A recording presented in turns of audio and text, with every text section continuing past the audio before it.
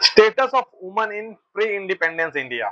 In the pre-independence period, the status of women within the country was in a deprived state. The major cause of this was there was prevalence of male dominance. Due to this, the position of woman was undermined. The major responsibilities of the woman were dedicated towards the implementation of household responsibilities, and they were not allowed to participate in the implementation of other tasks and activities, nor were they allowed to express their ideas and viewpoints. In addition, they were overwhelmed by the practices of polygamy, sati, child marriage, and female infanticide. To study the position of woman before the independence period, it is necessary to discuss the position of woman during the Vedic period, post-Vedic period, medieval period, and British period. Vedic period. Undoubtedly, the position of woman during the Vedic period was glorious on account of freedom and equality. During this period, the woman participated in every walk of life. Women studied in gurukuls and enjoyed liberty in every sphere. The great women like Apala, Vishwara, Yamini, Gargi, and Ghosha stole the limelight and became the front runners in the society. They acquired efficiency in art, music, and even warfare. In Upanishad, the wife has been regarded as a true companion of the husband. The wife has been blessed to live as a queen in the husband's house in Rig Veda. This shows the high status of woman. The wife has been called the root of prosperity, enjoyment, and dharma in Mahabharata. The man was not religiously competent to perform religious duty without his wife. However, the system of polygamy and the dowry was only prevalent in the ruling class. There was no prohibition in the remarriage of widows and also no discrimination between a boy and a girl. Post-Vedic period. During the post-Vedic period, the woman had suffered drastic hardships and restrictions as propounded by Manu. He attempted to set up male-dominated society by increasing the authority of men. The birth of a girl child was treated as a disaster for the family. The girls were denied access to the education. During this period, the pre-puberty marriage system originated. Thus, the marriageable age of girls was lowered to 9 or 10 years. However, girls belonging to the ruling class were allowed to receive education, training in military science, administration, and fine arts to some extent. Daughters were brought up under surveillance of her father, as a wife of her husband, as a mother of her son. On the other hand, Manu believed that there where the women are respected, there are all deities are pleased, and when they are dishonored, there are all religious activities become fruitless.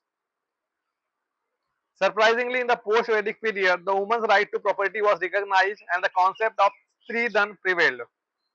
Medieval period. Women's position was further degraded during the period with the invasion of Alexanders and Huns.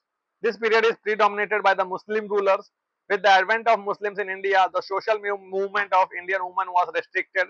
When Hindu culture came in the clash with a culture far different from its own, the Hindu leaders of the society began to frame rules and laws to safeguard their interest, especially the position of women. With the threats of the invading soldiers roaming out countryside, women were prohibited to attend public functions and were placed behind the wheel.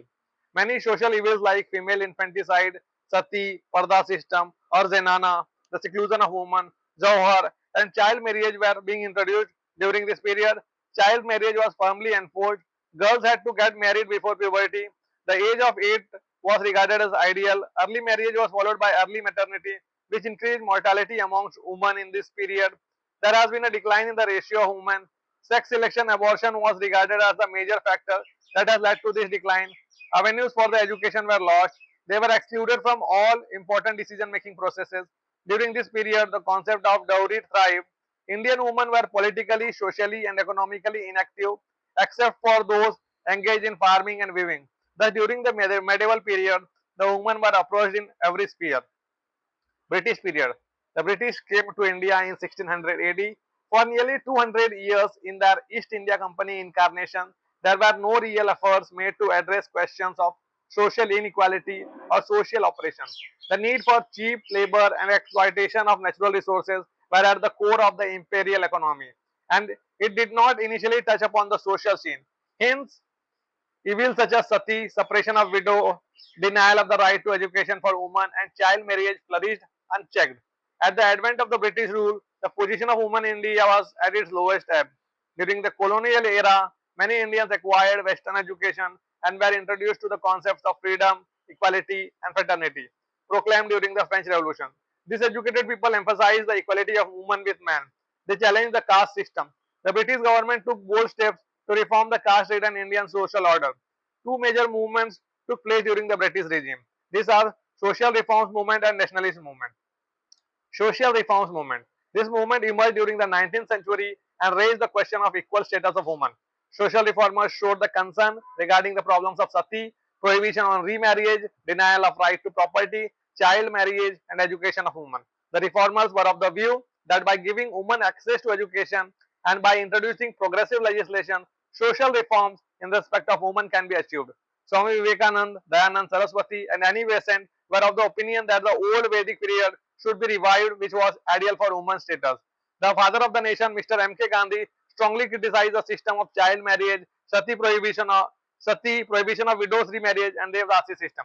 Nationalist movement. The nationalist movement drew the attention of large number of people and generated confidence among women to raise their voice against the oppressive system. In 1927, All India Women's Conference was formed and it proved to be a crucial movement towards the right to equality of women. Consequently, a number of legislations were enacted like Widows Remarriage Act, Child Marriage Act, and Hindu Women's Right to Property Act, which intended to eradicate certain social evils. Even provisions of industrial laws were appropriately amended to restore the status of women which prevailed during the Vedic period. The establishment of creches, reduction of working hours, prohibition on night working hours, and restriction to work in mines were introduced under the banner of nationalist movement. It is submitted that during the British period, public awareness was created while women's political and social participation attained momentum. Conclusion. The position of women was different in pre-constitution periods. Initially, women were given respect and recognition within the society, but within the course of time, their position suffered a degradation. However, today, women are also contributing to the nation's prosperity, and growth. With the help of the legal system, women have become independent socially and politically.